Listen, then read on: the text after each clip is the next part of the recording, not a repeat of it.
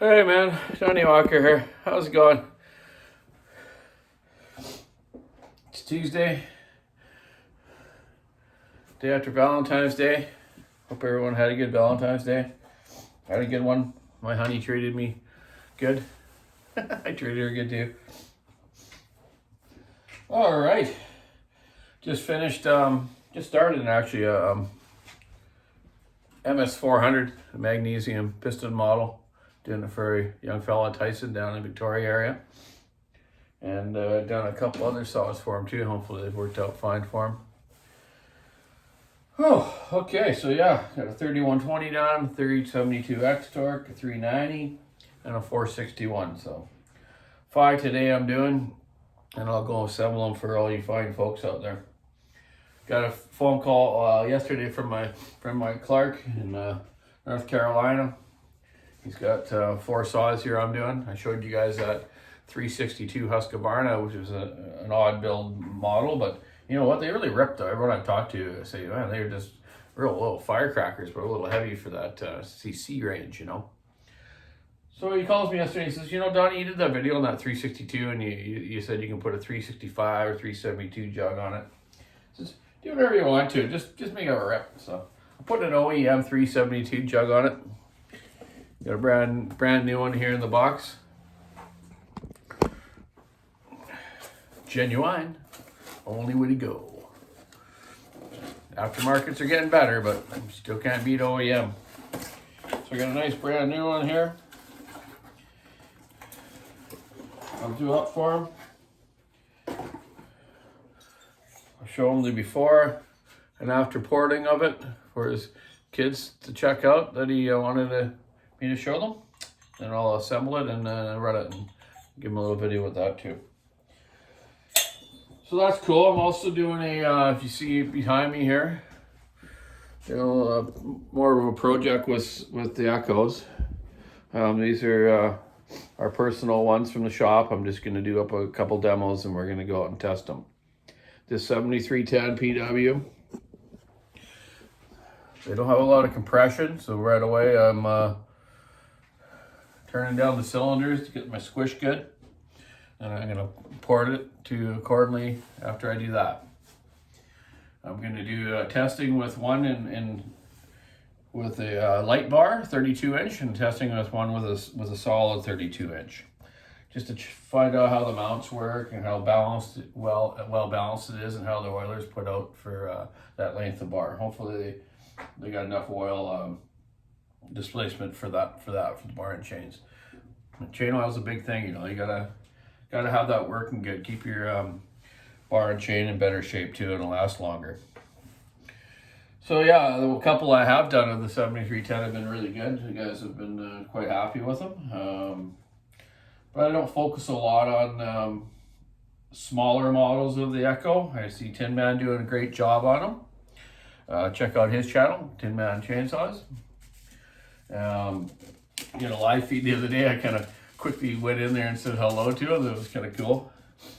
He calls me the guru of chainsaws or something. Anyway, he's pretty funny.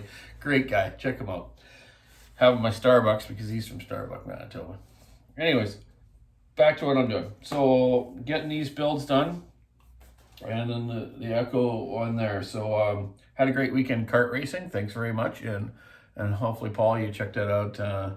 The GoPro I used to film the racing. Gonna finish these off and try to do the video tomorrow to show Mike his kids the 372 build. Been really busy, you know, and people were talking about I should show maybe some more stuff on repairing things, you know. Well, it's kind of hard to do sometimes. I'll have to do those maybe at night or something when not so busy at the shop. I got people coming in and out so much. The other mechanics around me, you know, giving her, you won't really be able, I won't be able to focus on the camera that good to show you, but don't really need to. You guys just kind of want to watch. It's like, for example, yesterday a follower friend of mine came in. I'm just doing actually another X-Torq 372 for one of his friends, but I asked him about his 372 X-Torq, and a lot of people kind of put him down a little bit, but there's nothing wrong with him. He says, you know what, that's all you build, man, that thing's awesome. And I really think a lot with the 372 X-Torq is the ignition they come with, that rev limiter, the blue one. It's really hard to tune the carburetor just right, it seems, and especially when I ported them, I don't know, I just can't, they seem to fluctuate all over the place. And a lot of people have problems with that, even starting and restarting with that ignition. So I put the black non-rev limiters on them. I set the RPM with no bar and chain on it when it's brand new. And around 13.9, 1400, when you put the bar and chain on it, drops it down a couple hundred, and they work just fine. I don't have any con rods going or piston failures. It works just fine. So there's nothing wrong with the X-Torqs. I think they're a great saw. We still have a few left in stock. There won't be much left in probably North America because they're gone into the 500 series now. The 572 and then the 585 and 592 are coming soon. Yeah, I keep saying soon. I don't know why they're delaying getting us into Canada, but it's kind of a bummer is that everywhere else in the world gets them and we always seem to get them last. But you guys can try them all out and get all the bugs out of them, and then we'll rock with them, But from what I've seen, they're all both models are great saws. There was a video I watched a guy comparing the 585 with the 592 the other day. I forget which YouTube fellow it was, but he couldn't make up his mind which one was better. One had this, one had that, and they're both good. All the new saws are good. I've had some weird stuff going on with 500Is in the last few days. I had two with no spark. The first one that came in, I'm trying to figure out the computer system. I'm getting good on it with downloading these new things and trying to figure out the electronics on it. The 500i, the first one, came up with a fault code saying generator possibly not working or switch possibly not working. Well, the possibly thing, that's a can of worms in a way. So I'm like, okay. So I started looking at the obvious things, manual things, pressure tested it, did the fuel system check, everything like that checked. Put it onto the computer, did the you can't do the calibration on those on the computer, but I did the electronics check, the sensor check, and everything came up okay. Now, one of the reasons it did is because I actually erased those fault codes before I started doing the other work on them. So then I was kind of backtracking and going, oh man, which part is it then now? So I first tried a switch because I had a switch laying there, and that's the quickest thing to undo.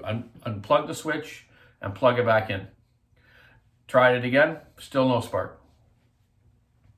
So I'm like, okay.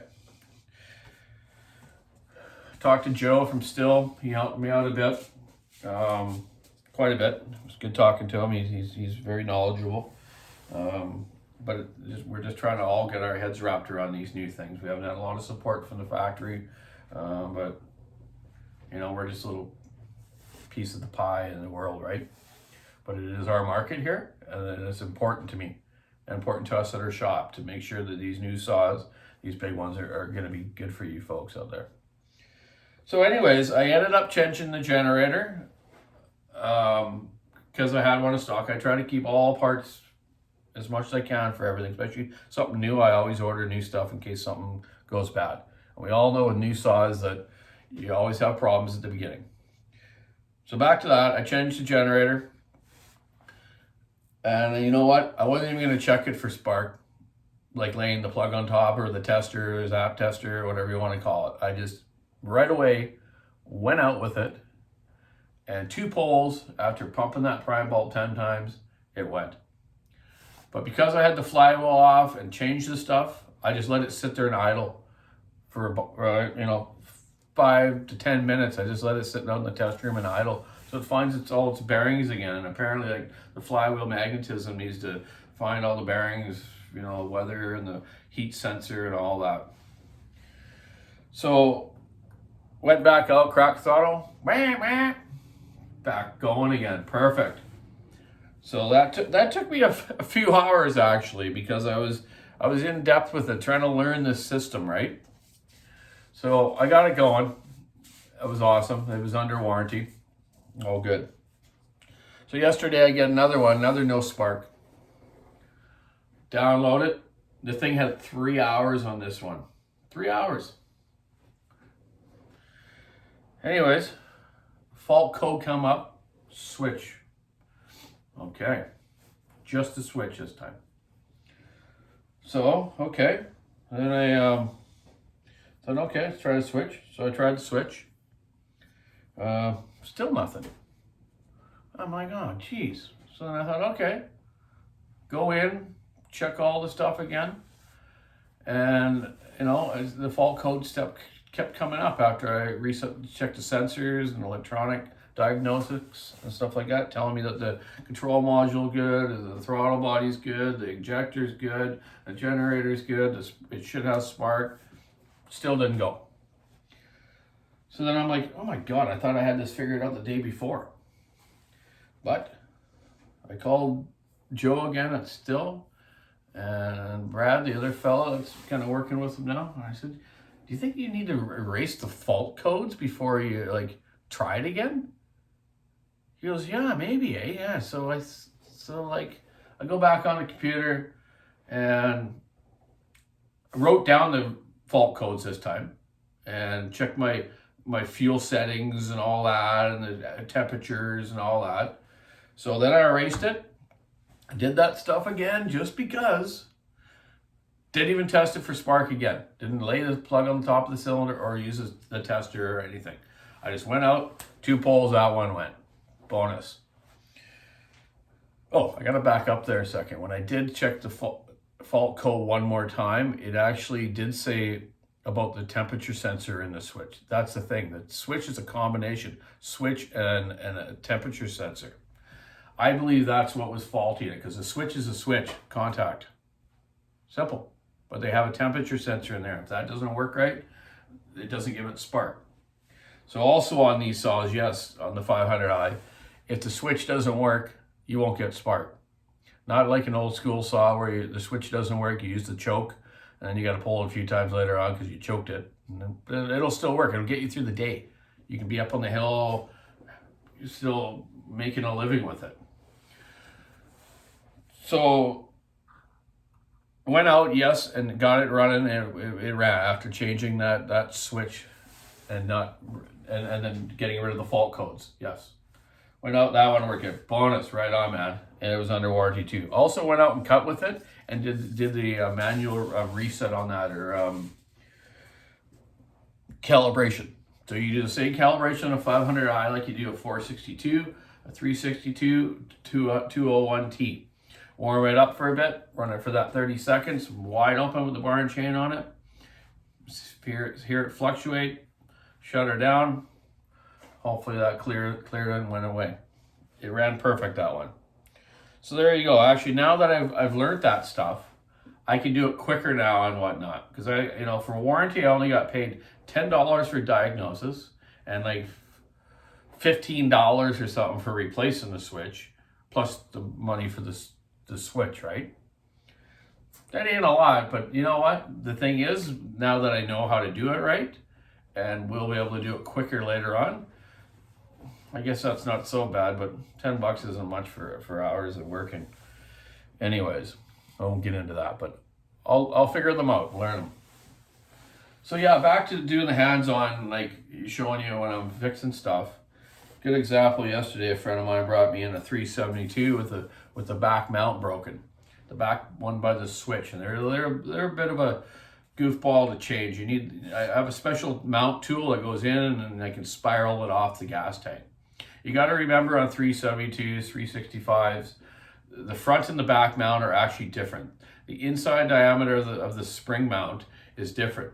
The one on the back is bigger than the one on the front, or vice versa. Anyway, you'll figure it out.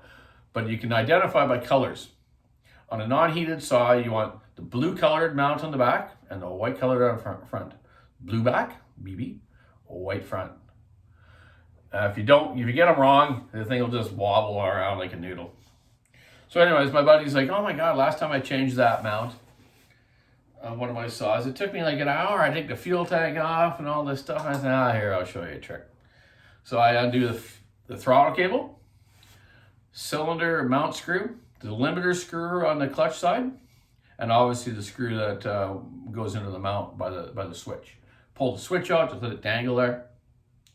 Drop the tank down enough just so you can get the tool in to spiral that mount off.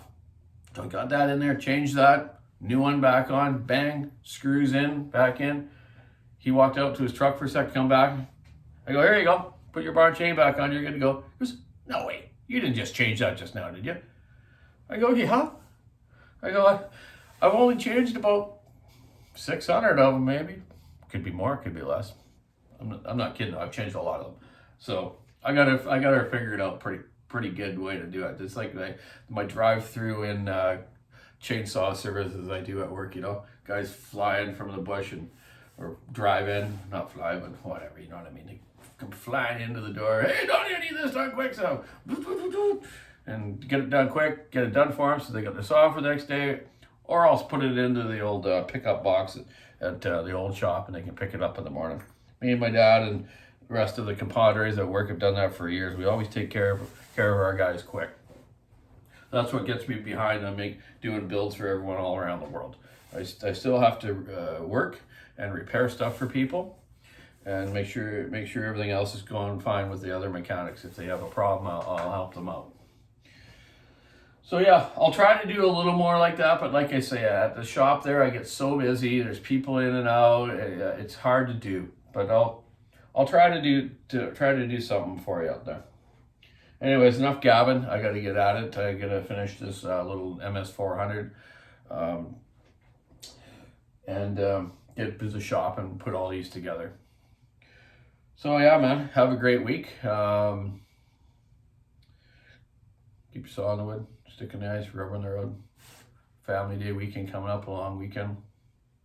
Go camping with your family, take the kids fishing. Have a great week. Over and out.